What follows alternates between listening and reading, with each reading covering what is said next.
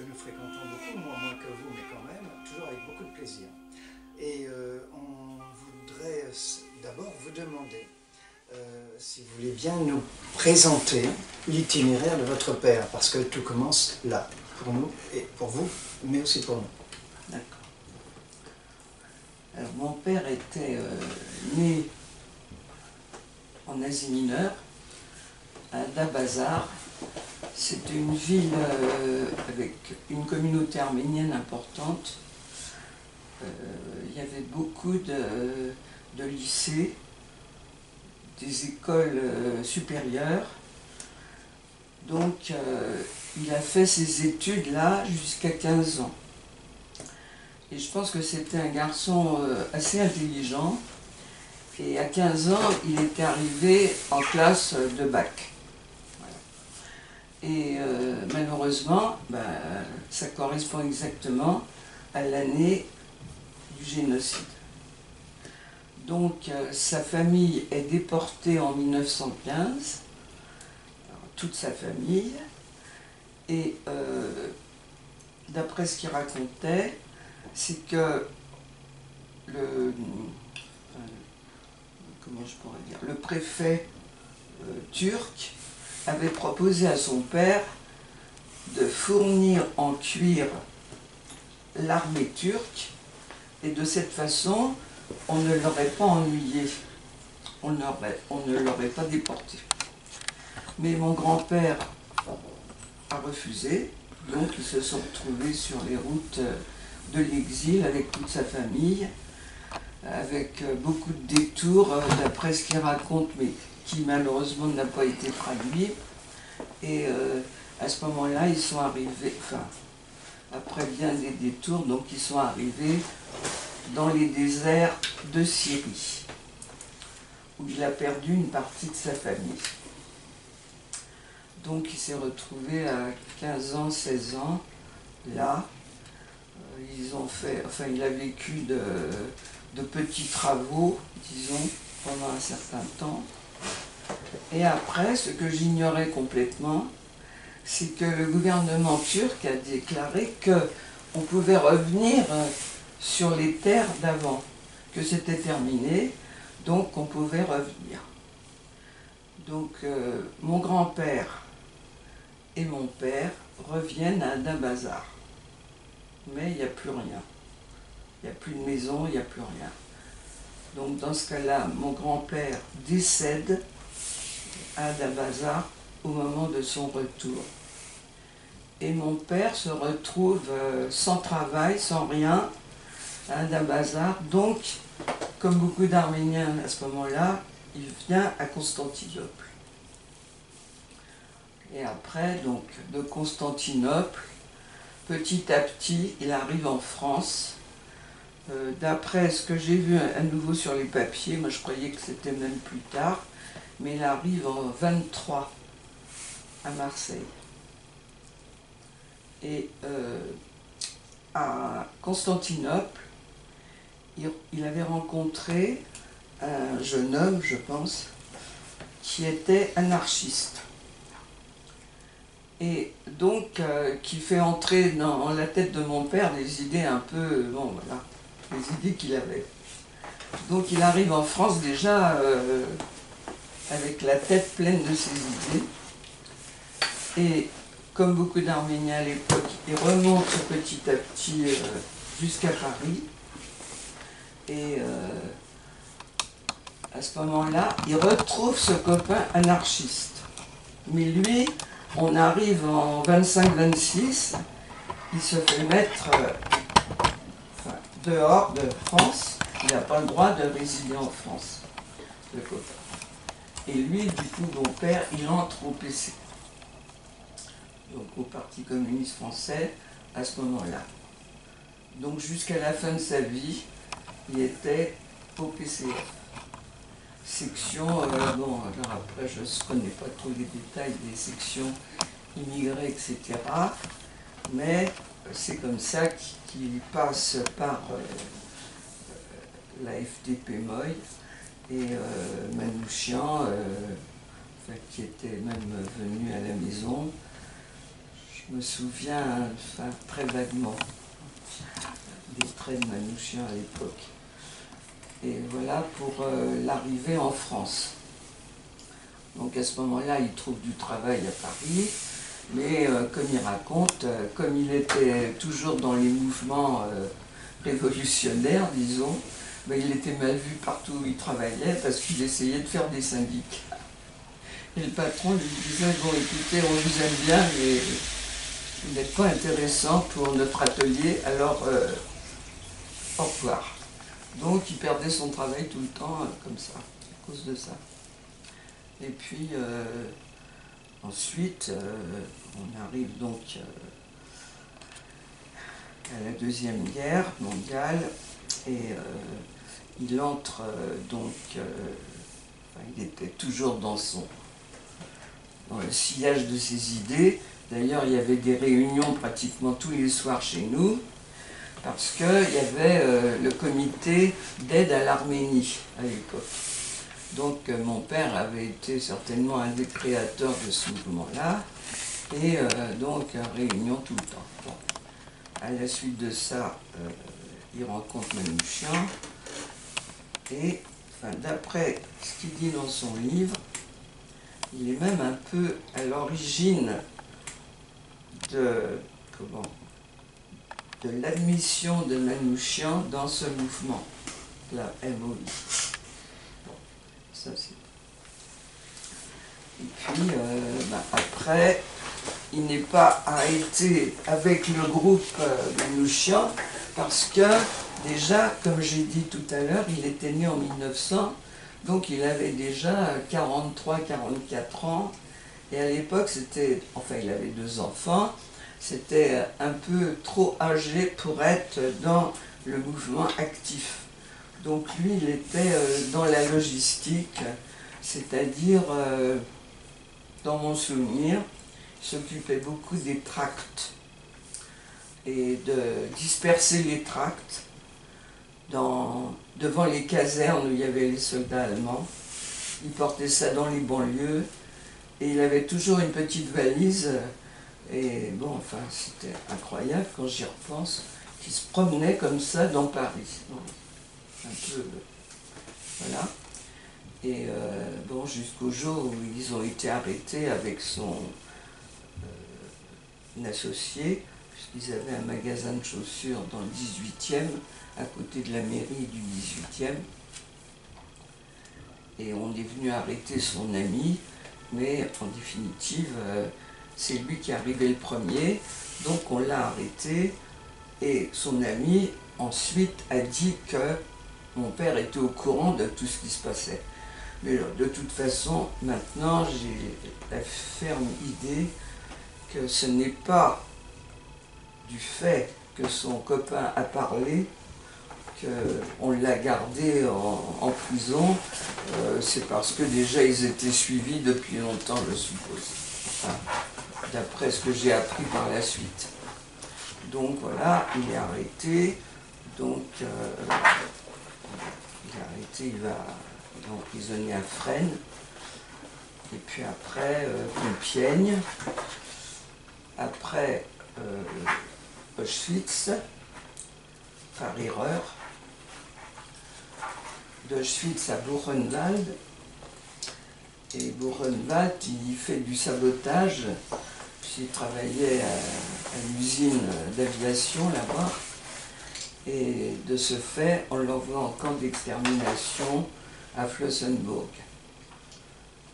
Et c'est son dernier camp en Allemagne, à la limite de la Tchécoslovaquie, à la frontière.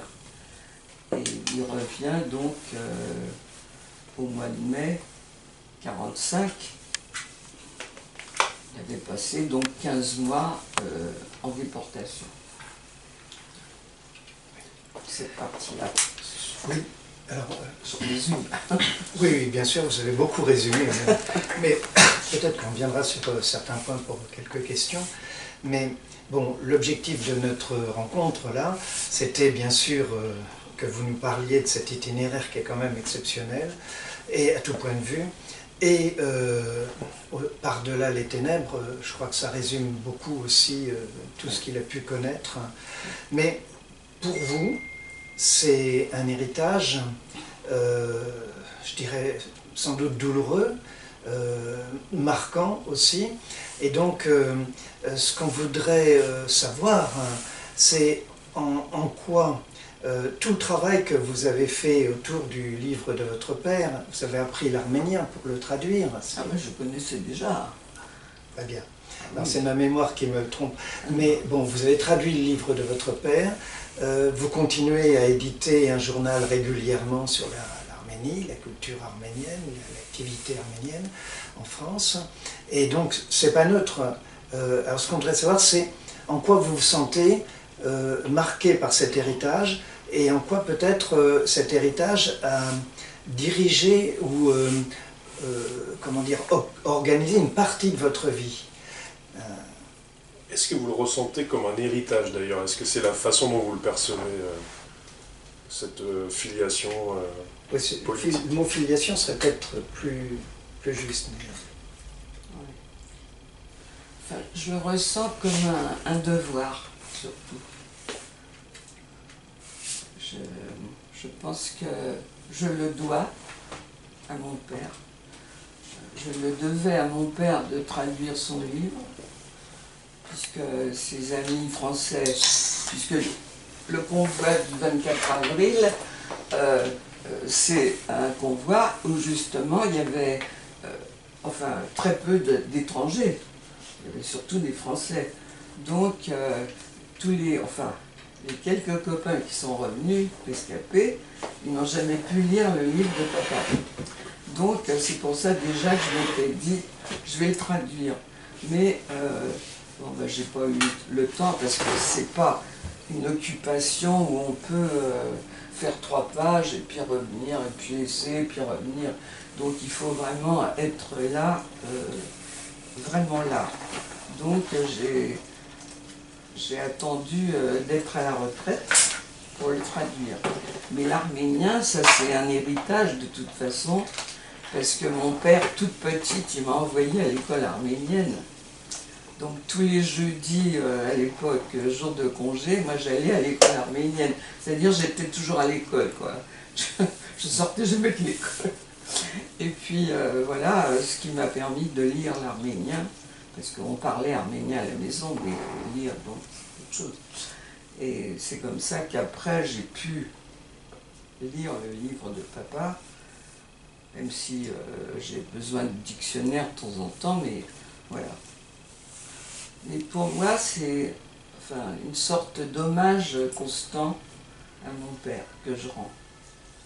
Et de temps en temps, je lui parle, je lui dis que j'espère que tu es content de ce que je fais. Et maman, elle a eu le bonheur, elle, de voir le livre traduit, et elle était très fière du travail que j'avais fait, ça je dois dire.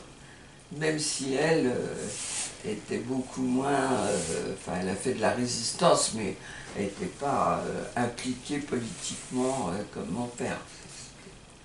Il fallait bien que quelqu'un s'occupe de la famille aussi. Parce que mon père, c'était un père absent quand même, très absent. Elle était agent de liaison outre-mer quand vous dites qu'elle a aussi fait de la résistance C'est-à-dire, elle a caché des gens à un moment, bon, il fallait bien qu'ils soient d'accord, parce que, voilà, on a caché Karajan quand même à un moment. Pas longtemps, parce que, bon, lui aussi, il était suivi, après j'ai compris, mais et la police est venue une fois il venait de partir de la maison, heureusement. Parce que là, peut-être mon père aurait été fusillé, je ne sais pas ce qui se serait passé. Vous disiez que c'était un hommage que vous lui rendiez, mais est-ce que vous, est-ce que vous sentiez d'une certaine façon contrainte à le faire pour sa mémoire, ou est-ce que vous aviez envie de le faire pour peut-être vous libérer un petit peu du poids de cette mémoire, parce que c'est quand même une mémoire lourde à porter. Je pense au génocide et je pense à la déportation, parce que l'activité résistante, bon, c'est l'activité résistante, c'est la vie. Mais ces deux phases de sa vie, c'est quelque chose de très très douloureux en même temps, que vous devez sentir aussi comme douloureux. J'avais très envie de le faire, de toute façon. C'était pas une contrainte, hein. J'aurais pu très bien ne pas le faire. En plus, personne ne me demandait vraiment. Moi, j'ai eu fait, j'étais contente. Surtout, ça a été édité à Compiègne. Ça, pour moi, c'est un grand bonheur, je dois dire. C'est une chance. Parce que, bon, les éditeurs arméniens, vu les idées de papa, disons, étaient un peu mis de côté, donc ça ne les intéressait pas, les mémoires d'un communiste. Voilà, il faut dire les choses comme ça. Alors maintenant, vous savez, ça c'est un truc que je ressens très mal, c'est que toutes les associations arméniennes, maintenant, s'emparent de Manouchian comme leur héros. Oui. Alors que du vivant de ces hommes, c'était vraiment la distance. Alors maintenant, ça me dégoûte, à la limite, de voir tous ces gens qui se précipitent sur la mémoire de Manouchian. Parce que Manouchian, c'est le grand homme, bien sûr, juste titre, mais pas oublier que c'était quand même un FTP-MOI. Oui. Donc, bon, et avec des responsabilités. Donc, c'est assez curieux d'entendre qu'il dérangeait à un moment ces militants communistes de la MOI, et que maintenant on les porte au nu parce qu'ils sont d'une certaine façon une façade de même les associations nationalistes, entre guillemets, arméniennes, s'en emparent comme si c'était leur héros. Mais attends, ça alors, ça me choque, je ne vais pas savoir. Bon, enfin, voilà, ça c'est mon ressenti. Et l'éventuelle panthéonisation de Manouchian en février 2024, qu'est-ce que ça vous fait ressentir? 23, ce serait le 80e anniversaire de son exécution. Moi, franchement, je n'y crois pas trop. J'ai vu 24. Mais... Oui, moi j'avais vu 23, mais enfin bon... je n'y crois pas trop. Bon, je suis pessimiste, c'est vrai, de nature. Je n'y crois pas trop, parce que d'abord, oui, vu ses idées, et puis, il y a aussi des gens, j'ai entendu dire qu'ils pensaient que Manouchian, il n'était pas tout seul, donc il faudrait que tout le groupe soit. C'est-à-dire que si ça se faisait, ce serait le groupe qui serait honoré de la même façon, en même temps, je suppose. Oui, tu as raison, c'est 24. Je pensais à l'arrestation, mais l'exécution, c'est 44. Et puis on a parlé aussi de son épouse. Oui, Méliné. Oui. Bon.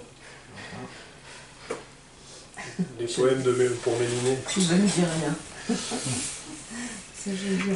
Moi, je vais revenir un petit peu en arrière. Oui. Je me posais un petit peu la question.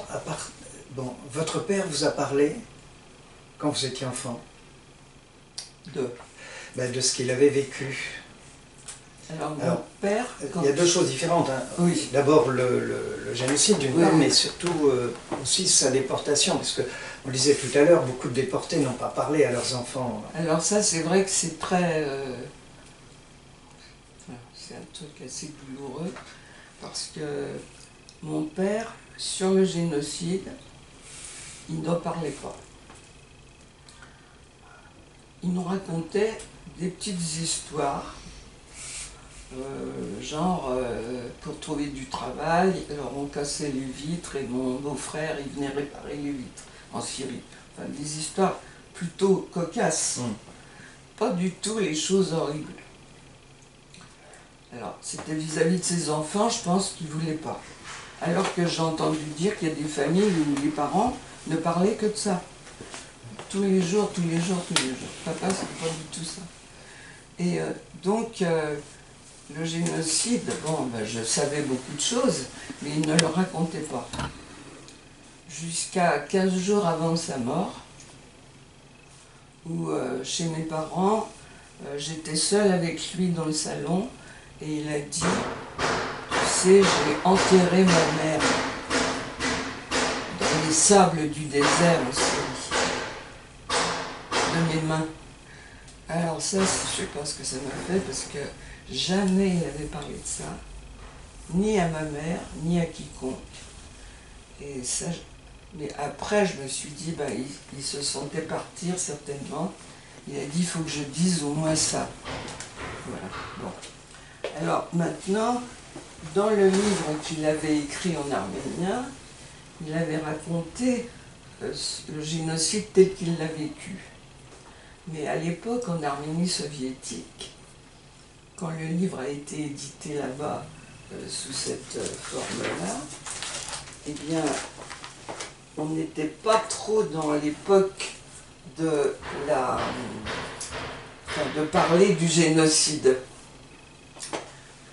Les soviets n'étaient pas trop d'accord pour développer ce point de vue. Donc, dans le livre de papa, dans son manuscrit, alors qu'il y a 40 pages, bon, c'est pas beaucoup, mais enfin, où il raconte ses mésaventures avec son père, ils n'étaient pas d'accord pour prendre la route, etc. Et ça n'a jamais été publié.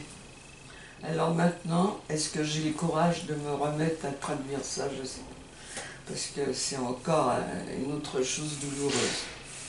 Alors ça, c'était pour la partie du génocide. Bon, alors, du fait du génocide, moi j'ai connu aucun grand-parent paternel. J'ai connu ma grand-mère maternelle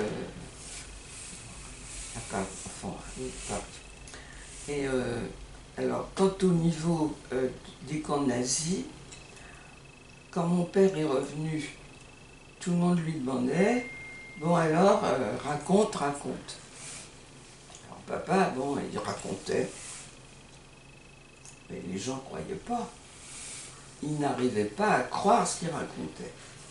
Ils disaient, mais il est fatigué, il devait le prendre pour un mythomane, hein, certainement, parce que personne ne croyait ce qu'il disait.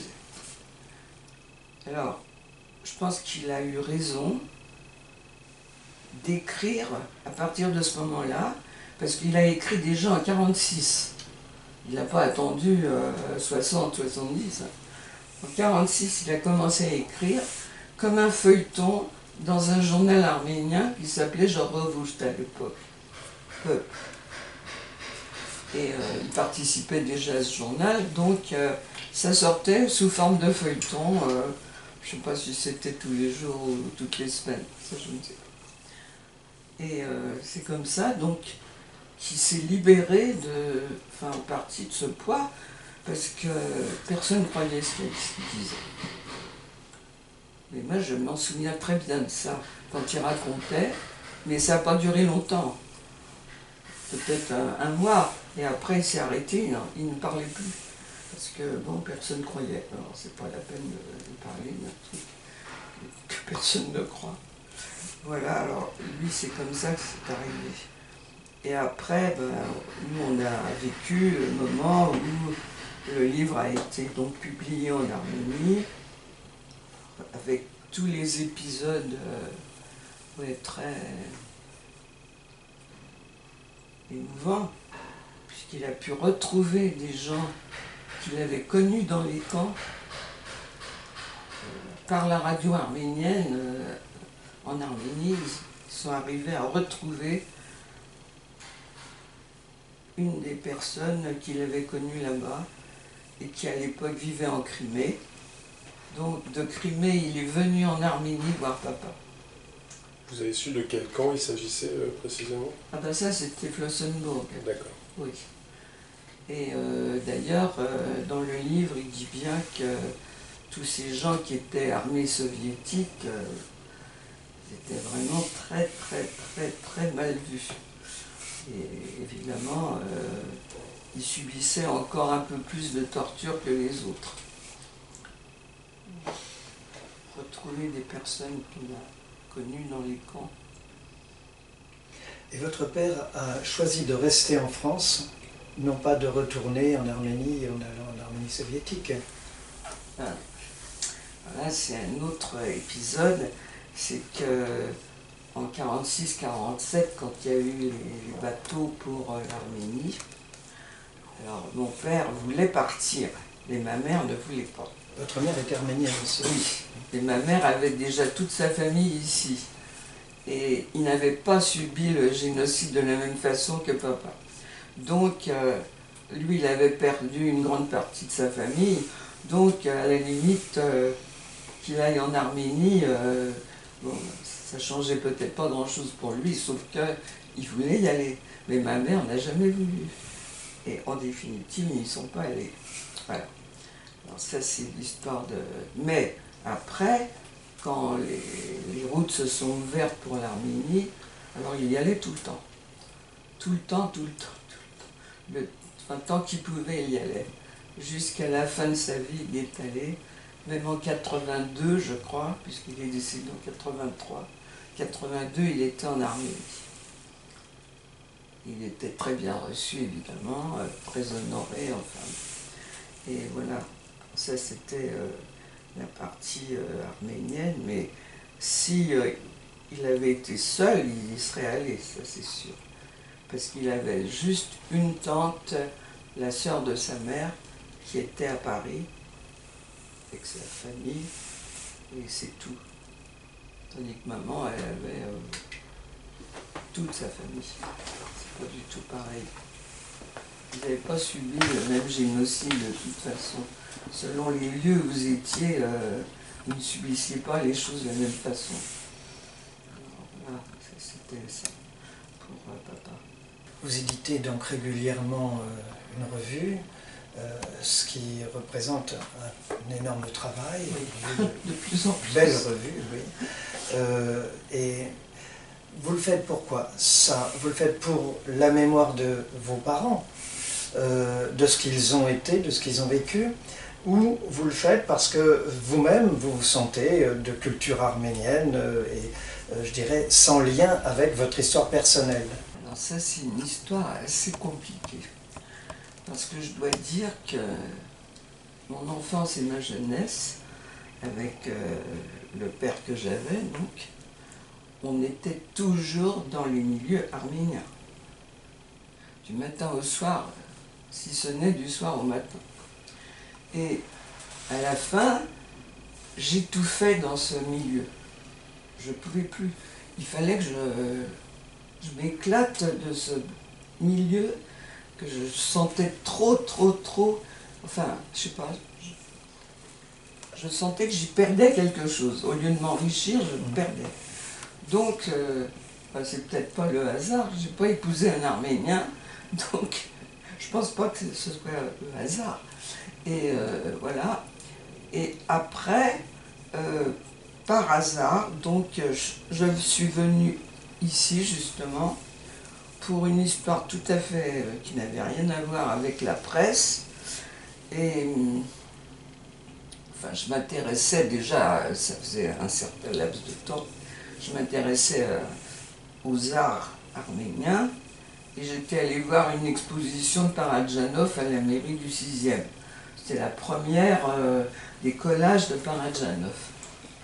Et à l'époque, il y avait un autre journal arménien, en langue arménienne, alors, qui s'appelait Ashraf, Le Monde. Bon, et la personne qui avait son bureau ici, c'était le rédacteur en chef d'Ashraf. Donc, je viens pour tout à fait autre chose, et je lui dis, vous devriez faire un article sur les collages de Paradjanov. Il me dit, ah oui, mais je vois pas qui. Ben, il me dit, pourquoi tu veux pas le faire? J'ai dit, moi je ne suis pas journaliste, je ne veux pas écrire comme ça sur les collages de Paradjanov. Mais si, il me dit, tu es professeur, tu sais écrire. Alors j'ai dit, oui, mais enfin, ça c'est autre chose, faire des articles, c'est encore autre chose. Bon, il me dit, écoute, on fait un essai. Et du coup, je retourne voir les collages de Paradjanov en me disant, il faut que je fasse un article. Je fais un article. Alors, Georges Sarian, donc c'était lui le rédacteur à l'époque, il dit, bah ça va très bien. Et c'est comme ça que j'ai commencé à écrire dans Ashraf sur la culture, toujours sur la culture. Et ça, c'était les pages en français. Et puis après, Ashraf a fermé, à faute de combattants, les personnes était âgée, elle ne voulait plus être sous cette contrainte. C'était bimensuel, alors elle disait ça me prend trop de temps, tout ça. Et alors à l'époque, moi j'ai dit oh, mais c'est dommage de tout laisser tomber maintenant, on ne peut pas effacer comme ça un journal de la presse arménienne. Et j'ai décidé avec deux autres amis qui écrivaient aussi dans la partie culturelle d'Ashraf de fonder un autre journal qui serait uniquement sur la culture. Et alors là, ce serait tout en français, parce que on connaît tout l'arménien, mais rédiger des articles, c'est encore une autre histoire. Alors à ce moment-là, on s'est mises toutes les trois, mais sans aucun appui de quiconque, de dire. Et sauf l'ambassadeur d'Arménie en France à l'époque, quand je l'ai vu, il m'a dit mais c'est excellent comme idée de faire en ligne, parce que ça n'existait pas encore. Alors bon, on s'est lancé là-dedans en 2010, et donc on est en 2022. Et le journal, donc depuis, paraît tous les mois en ligne. Et votre contribution à la première formule, c'était en quelle année 96. C'était. Oui. À Ashraf, c'était 96. J'ai retrouvé les papiers l'autre jour, il y a plus de temps, là. Et c'était en 96. Mais maintenant que j'y réfléchis, mon père écrivait déjà dans les journaux arméniens. Alors c'est un peu aussi une suite, en définitive. J'ai pas réfléchi à ça sur le moment, mais voilà, c'est comme ça. Alors maintenant, au niveau de la transmission, au lycée Hélène Boucher, on l'a raté plusieurs fois. Et moi, j'ai fait des causeries autour du livre dans des associations arméniennes, à Lyon, à Marseille, à Valence. Je me suis promenée pas mal.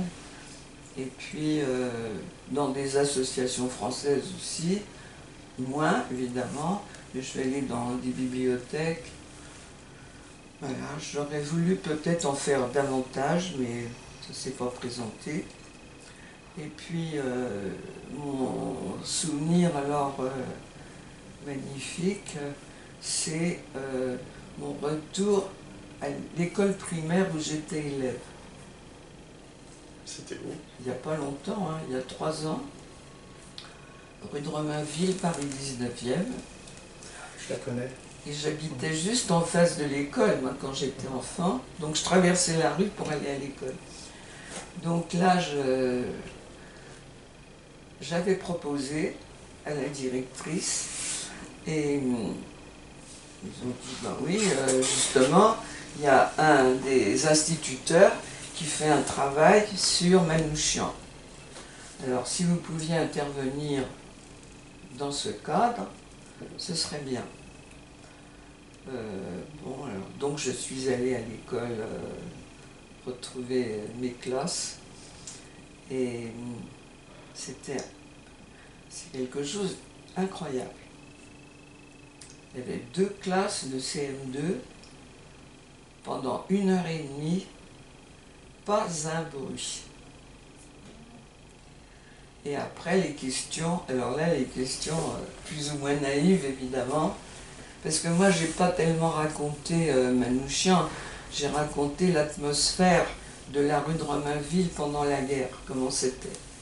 Alors les petits, là, ils me posaient des questions incroyables. Et après, sur les camps nazis, bon évidemment j'ai pas raconté toutes les horreurs, mais j'ai raconté quand même certaines choses. Et après, alors les questions. Et l'instituteur avait fait faire un travail sur Manouchian. Après, tous les élèves sont venus me faire dédicacer leurs devoirs. Et après, il y a un des petits qui vient, il me donne un nom, un prénom que je ne connais pas du tout. Et je lui dis, c'est quelle origine? Il me dit, c'est égyptien. Ah ben j'ai dit bon, alors je vais écrire en lettres arméniennes mon nom en dessous, au lieu de signer en français. Après ça, les 40 autres élèves reviennent pour que je signe tout en arménien. Ah mais c'était... Et après, l'instituteur m'a renvoyé les comptes rendus, enfin, réussis évidemment, de certains de ses élèves à la suite de cette causerie. Oh, mais c'est un souvenir vraiment extrêmement touchant pour moi. Oui, mais là, on est vraiment dans la transmission, puisque Oui, elle ne peut plus être directe, elle est presque directe quand même quand c'est les enfants. Oui, oui, tout c'est à ce qu'on fait. fait de plus en plus au lycée Hélène Boucher depuis quelques Voilà. années par la force Oui, des c'est choses. ça. Et si on a eu une parenthèse de 2 ans à cause du Covid, on reprendra avec la nouvelle proviseure, on reprendra au premier trimestre de l'année de la rentrée prochaine. C'est prévu, donc vous serez là. Parce qu'il se trouve que moi j'étais élève à Hélène Boucher. Oui. Alors, M. Blondeau, professeur à Hélène Boucher. Non, c'est assez curieux, même la rencontre. C'est vrai. Ah oui, jusqu'à ces dernières années, on donnait la priorité aux derniers témoins, mais maintenant ils ne sont pas. Et on s'est aperçu que la transmission par les enfants, c'était très, ce que vous disiez pour l'école, mais au niveau du lycée, ça passait très très bien. Il y avait une très forte demande. Ah oui. Et on pensait, nous, qu'avec la disparition des derniers témoins, notre action s'éteindrait, mais non, pas du tout. Donc, vous avez encore du travail. Et en plus, la directrice de l'école communale, là, elle m'a dit, c'est moi qui lui ai demandé, je ne sais pas, est-ce que vous pouvez retrouver les registres où j'étais inscrite à l'école? Alors, elle m'a remonté les registres de la cave, et elle ne voyait pas mon nom. Et moi, j'ai dit, c'est quand même incroyable. J'étais là toute du cours préparatoire au cours moyen 2, et j'ai retrouvé mon nom. Alors, quand on est allé dans la classe, je suis arrivée avec le registre, avec Alice Mavian.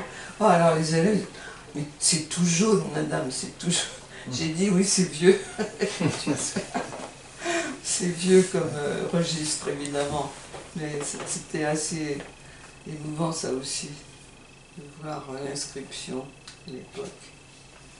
Sur la question de l'engagement, puisqu'on parlait de transmission, donc les engagements, par exemple, syndicaux de votre père, j'ai lu qu'il était à la CGTU des Cuirepo.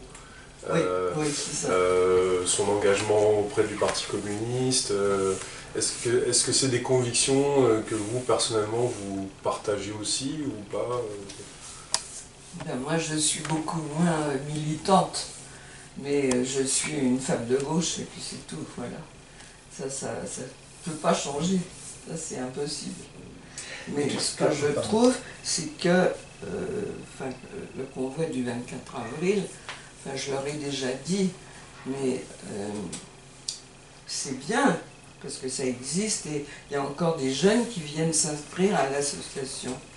Mais justement, on n'a pas ce côté militant, parce que d'abord, on n'est pas tous des mêmes idées, dans ce genre de... Il y a beaucoup de familles gaullistes, mais on pourrait se retrouver pour le combat du fascisme.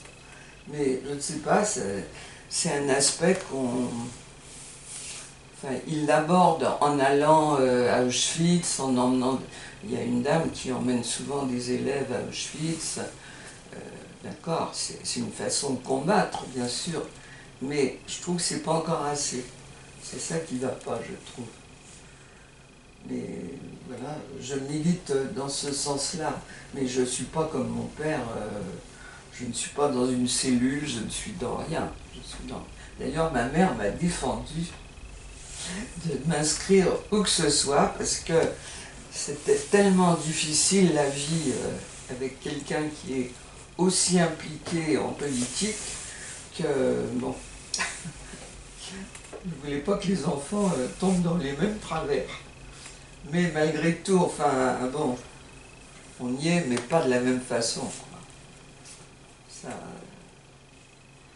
Tout à l'heure, vous disiez que, je ne sais pas si vous parliez de Luc Pfaff en particulier, que c'était un petit peu étouffant quand vous étiez plus jeune. Vous trouviez que le militantisme ou les rencontres dans le milieu arménien étaient un peu étouffantes. Et votre père s'y impliquait apparemment beaucoup, tout en étant par ailleurs communiste. Oui. C'est un peu contradictoire parce que les communistes, je pense dans les années d'après-guerre, étaient beaucoup plus tournés sur l'internationalisme que sur la communauté. Oui, ça c'est vrai, mais comment je l'explique? J'allais, bon, moi j'étais inscrite à rien, sauf à l'école arménienne, voilà. Et puis je faisais mes études déjà, c'est pas mal. Et puis n'oublions pas que mon père, après, a été arrêté en 53-54. Ouais. Ça c'est un épisode qui passe très mal pour moi. Ça c'est encore un autre truc. Alors ça c'est enfin quelque chose que c'est vrai j'ai du mal parce que ça a complètement fait bifurquer mes études qui étaient très importantes pour moi et j'ai dû tout arrêter pendant 2 ans sans savoir ce qui allait m'arriver. Ben, mon frère la même chose, puisque mon père a été mis en résidence surveillée pendant presque 2 ans. Au moment où moi je passe le bac. Voilà, ça tombait très bien. Voilà. Et ça c'est. Alors ça c'est un épisode qui passe très mal. Pour son action politique.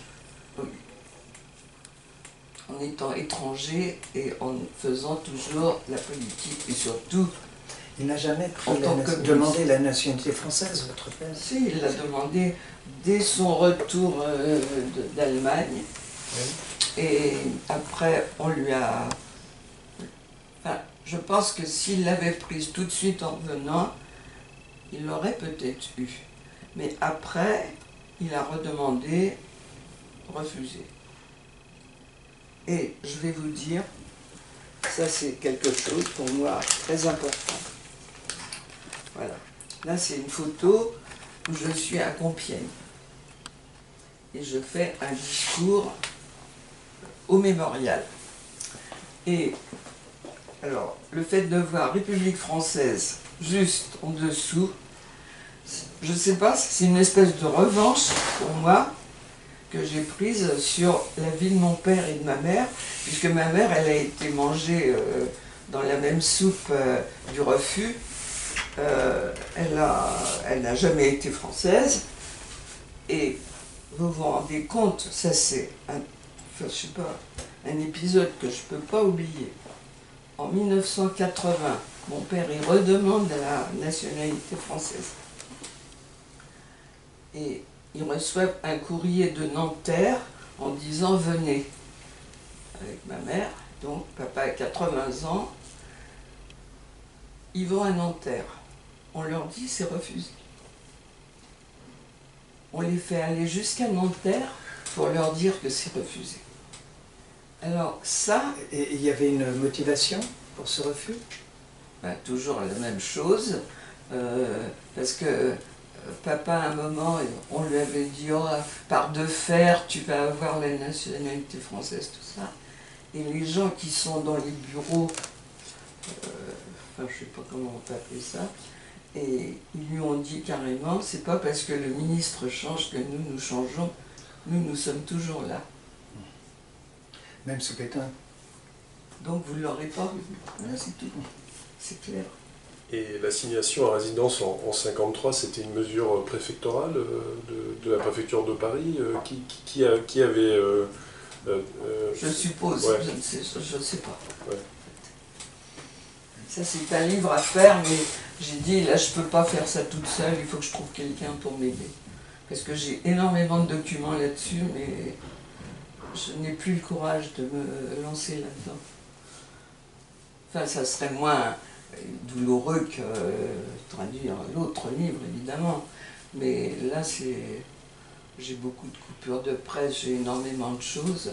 Mais quelqu'un m'a dit l'autre jour, mais il faut que tu trouves quelqu'un qui t'aide. J'ai dit, ouais, c'est vrai. sais pas s'il y a des étudiants que c'est des périodes qui intéressent. Ouais, ça peut être un sujet de diplôme. Oui, oui, non, c'est vrai. Vous parliez de Compiègne-Royalieu. Est-ce que vous avez retrouvé, par exemple, le nom de votre père sur le mur des noms? Oui, oui, bien sûr. J'ai même fait des photos. Oui, bien sûr. Oui, d'ailleurs, ça change toujours de place parce qu'ils trouvent de plus en plus de noms. Alors, de toute façon, il est sur le crayon du livre. Ouais. Donc les contacts avec le mémorial se sont faits comment pour éditer ce livre? Ah, ça c'est un coup de chance, franchement. Parce que l'association du convoi avait des relations avec Compiègne, et le jour où ils ont inauguré le mémorial, donc j'y étais. Enfin, ça veut dire aussi, je m'intéresse toujours à tout ça, parce que j'aurais pu aussi ne pas y aller en me disant, bon, ils ont inauguré le mémorial, et ça m'intéressait, donc j'y vais. Et j'avais donc le manuscrit traduit qui attendait chez moi depuis très longtemps, avec tous les éditeurs arméniens qui ont refusé. Et le directeur du mémorial de l'époque, je sais pas, on vient à parler à un moment, et il me dit, je vais commencer une édition du mémorial. Oh, j'ai dit, écoutez, monsieur Le Goff, mais moi j'ai un manuscrit à la maison qui n'attend que ça. Est-ce que ça vous intéresse? Il me dit, bah, écoutez, je vais venir voir. Alors il est venu chez moi, il a pris la traduction, il m'a dit, je vous réponds dans la quinzaine. Après, il me téléphone en disant, c'est bon, je prends. Alors, ça a commencé comme ça. Enfin, c'était un miracle presque pour moi, parce que je ne m'attendais pas du tout à ce que Compiègne, à l'époque, édite ce livre. Mais c'est même comique, parce que quand il a été édité, il n'y avait pas de lecteur, de correcteur. Alors tout le mémorial s'est mis à la correction. Mais il n'y avait pas grand-chose à corriger, à vrai dire. Et je vais vous dire la vérité, ils ont rajouté des fautes. Et après, je me suis entendu dire quelque chose d'assez comique. La directrice, elle me dit, ah ben alors, vous, une étrangère, vous savez mieux le français que nous. Les gens ne savent pas toujours ce qu'ils disent. Oui. Et voilà. Alors ça, c'était l'histoire de l'édition, mais c'était un miracle, franchement. Malheureusement, après, ils font très peu de diffusion. Alors ça reste, évidemment, ils vendent le livre sur place, mais maintenant, il y en a tellement, je ne sais pas s'il n'y a pas 100 livres comme ça à Compiègne. Alors, il n'y a que moi qui peux vraiment faire quelque chose pour ce livre. Et c'est surtout à Brunwald on sait qu'il y a eu l'insurrection du camp, qu'il a pu résister, saboter. Dans le détail, est-ce que vous avez eu des récits là-dessus? Ben, il raconte, oui, dans son livre, c'est-à-dire il mettait les clous de travers, il raconte, alors il y a quelqu'un qui l'a dénoncé, voilà, qui a dit, l'avion, alors du coup ils lui ont dit, bon puisque tu fais la mauvaise tête, on va te faire voir, et il s'est retrouvé à Flossenburg. Et c'est à Flossenburg, c'était, alors là c'est l'horreur, quoi, parce que c'était la carrière, il travaillait à la carrière, c'est-à-dire à soulever des blocs de rochers du matin au soir, mais c'est des conditions qu'on n'est pas nourri, rien, par des températures épouvantables. Et alors là, c'est des... Vous savez, je pense que les gens, quand ils sortent de choses comme ça, c'est que tous, c'est des miracles. Le livre, c'est un miracle, disons, mais papa, comment il est revenu de Flossenburg, c'est un miracle. Mais c'est grâce à son métier. Parce qu'il était bottier, pas cordonnier comme beaucoup de gens, il était bottier. Parce que c'était un homme qui était très ouvert sur tout. Un peu comme mon petit-fils d'ailleurs. Mais alors, il abordait tous les sujets et quand il est venu en France, il a voulu passer un diplôme de bottier. Donc il a suivi les cours du soir, il est devenu bottier modéliste. Donc il avait un coup de crayon, il faisait des modèles tout de suite comme ça. Et c'est ça qui l'a sauvé, parce que dans le camp de Flossenburg, les SS cherchaient un bottier. Et son ami du convoi qui était entré dans la section couture, là-bas, dans le camp, lui dit « Michel, on cherche un bottier, vas-y, tu as des chances d'être pris. » Alors on lui fait faire une paire de bottes, tout à la main. Alors, évidemment, si vous ne savez pas, là, vous ne pouvez pas vous en sortir. Du coup, il a fait la paire de bottes et on l'a pris à la cordonnerie. Et c'est comme ça qu'il a été sauvé. Sans ça, il ne pouvait pas. Il disait dans son livre, il dit « Je restais encore une semaine à la carrière, c'était fini pour moi. Je ne peux plus. Enfin, je ne pouvais plus. » C'est comme ça qu'il est sorti de cet... Enfin, sorti. Qu'il a pu résister à cet enfer.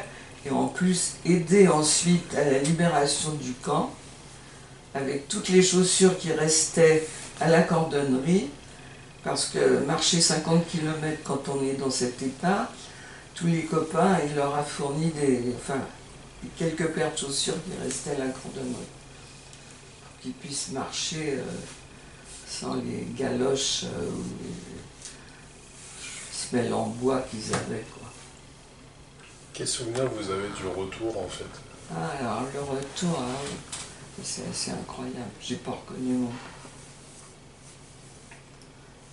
Parce que j'avais une relation très forte avec papa. Et malgré tous ces problèmes, tout son temps pris entre le travail, le militantisme, il trouvait quand même un peu de temps pour moi. Et on a fait quand même des choses ensemble. Et quand il est revenu, je ne l'ai pas reconnu. C'était une voisine qui était plus âgée que moi. Quand il est arrivé, bizarrement, nous on était assises sur une espèce de porche qu'il y avait chez nous, toutes les deux. Et on voit arriver ce vieillard. Et mon ami me dit, c'est ton père qui revient. Ben, je ne peux pas reconnaître. Alors, pas du tout convaincu, je vais au logement et j'ouvre la porte et je dis, c'est papa qui arrive. Mais j'y croyais pas. Enfin, c'est parce qu'elle m'a dit ça que j'ai dit, mais sans ça, j'y croyais pas. Et après, après, évidemment, toute la famille de ma mère est venue, les amis, enfin, ils sont venus voir papa. Et lui, il a réussi à reprendre une vie familiale normale et professionnelle normale assez vite, ou il lui a fallu un temps de réadaptation, parce que, on va le comprendre, aujourd'hui on dit qu'il faut se reconstruire. Il a fallu attendre un certain temps. Mais moi encore, bon, j'avais 9 ans, mais mon frère, il avait 2 ans. Et de ce fait, en fait, la relation entre mon père et mon frère ne s'est jamais faite. Parce qu'ils ont raté l'enfance. Et après, je ne sais pas, papa n'avait plus l'envie, comme il avait eu quand j'étais petite, de faire des choses comme ça avec lui. Et ça, c'était, pour moi, c'est quelque chose de très douloureux. Parce que je me rends compte, plus les années passent, plus je me rends compte qu'ils ont raté complètement leur rencontre, tous les deux. Ça a duré jusqu'au bout. C'était raté, quoi. C'était tout raté.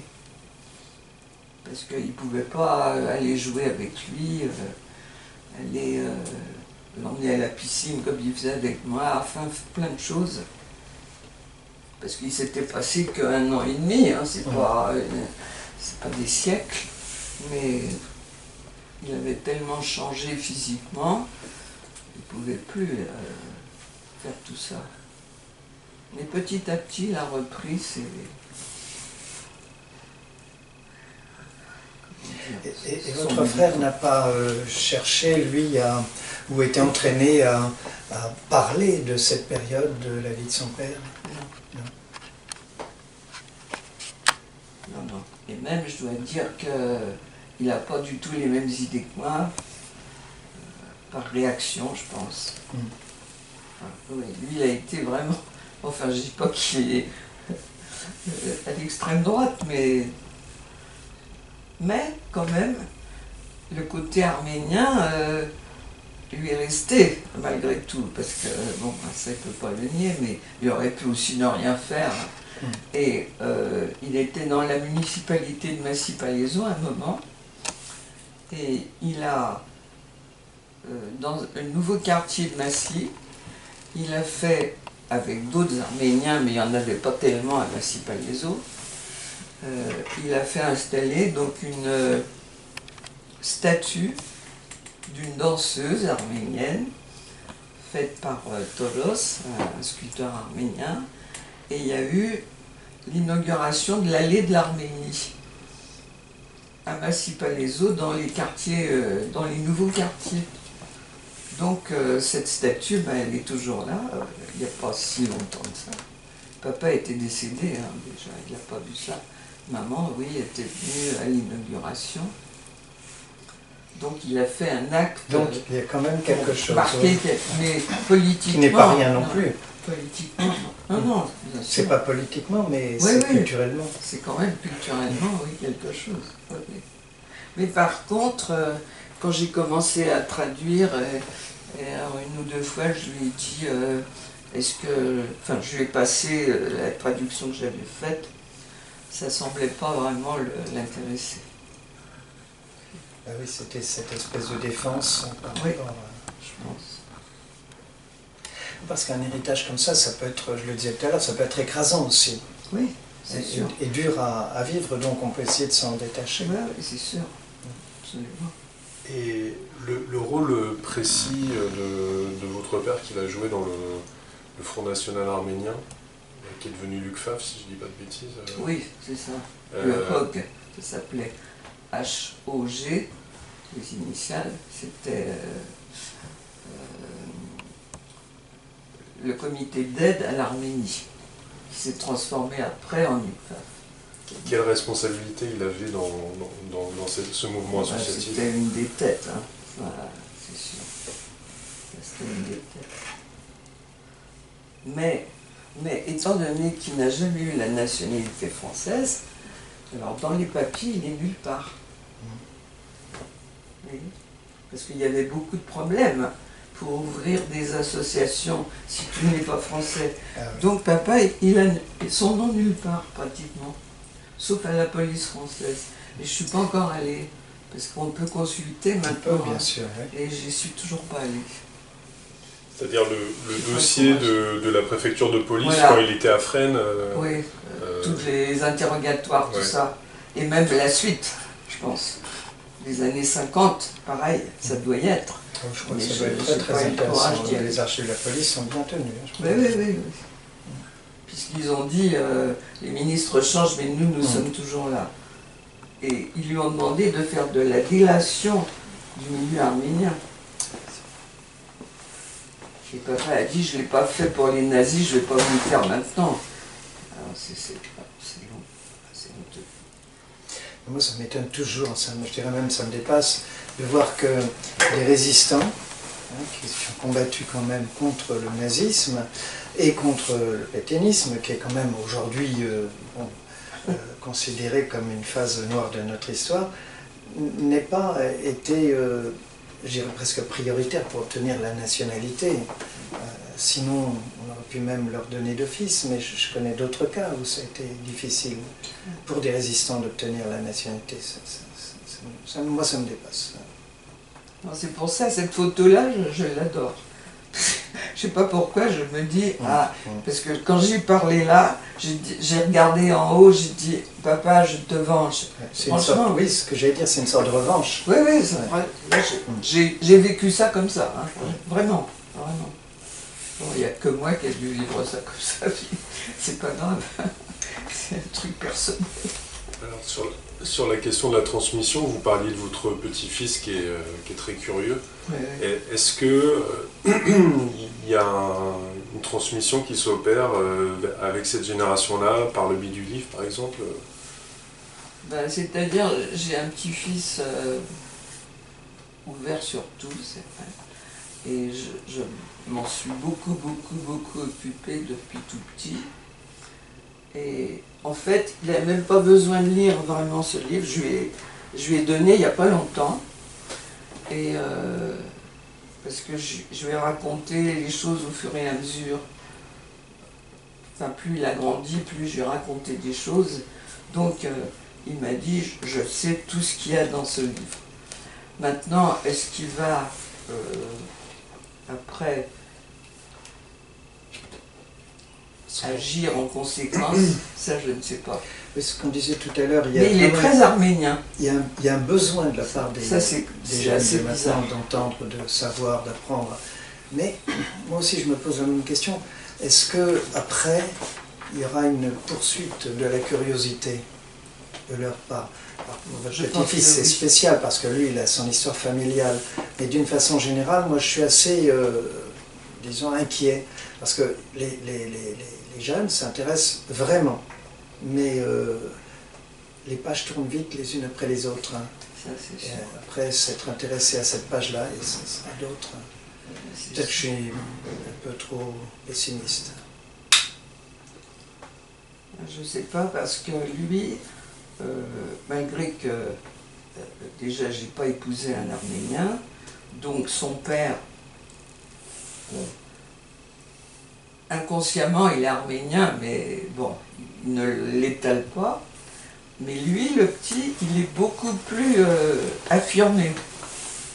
C'est assez bizarre, c'est comme ça. Pourtant il n'a jamais connu papa, évidemment. Il a connu ma mère quand même. Mais il aime bien l'ambiance arménienne, il aime bien tout ce qui est comme ça, très chaleureux, il aime bien. Maintenant, je ne pense pas qu'il viendrait à l'association du convoi, comme certains jeunes viennent, je ne crois pas. Il irait plus facilement dans les choses arméniennes, bizarrement. Que là, bon, les gens sont sympathiques, mais enfin, c'est un peu difficile ce que je vais dire, mais moi j'ai toujours senti cette espèce de coupure. Moi je suis enfant communiste, et eux c'est des enfants de gaullistes, ou de socialistes, mais pas communistes. Parce qu'il y avait aussi Marcel Paul dans le convoi de papa. Et là, hier, j'ai retrouvé justement un mot de Marcel Paul à mon père. Vous l'avez là, ce mot? Qui le félicitait de je sais plus quoi. Génial. Oui, Marcel Paul. J'en ai tellement des papiers que Évidemment. je ne sais pas si je l'ai ramené. Parce que c'est vrai que cette histoire du convoi des tatoués, ça paraît assez extraordinaire que des déportés politiques aient échoué entre guillemets à Auschwitz avant d'être retransférés à nouveau. Finalement, il est resté très peu de temps. Oui, à Auschwitz, oui. Quelques jours. Le temps de se faire tatouer. Ah, peut-être 1939. Qu'est-ce que c'était? C'est une photo avant, dans les années 30. En fait, c'est l'image de papa que j'ai quand il partait avec sa petite valise. Ouais. Il était habillé comme ça. Et il disait à maman, mais personne va se douter que je suis en train de distribuer des tracts.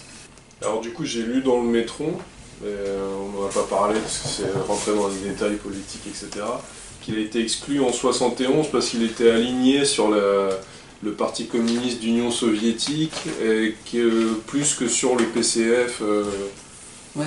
C'est un peu ça l'histoire. Alors il est resté dans la cellule de Bagneux, mais oui.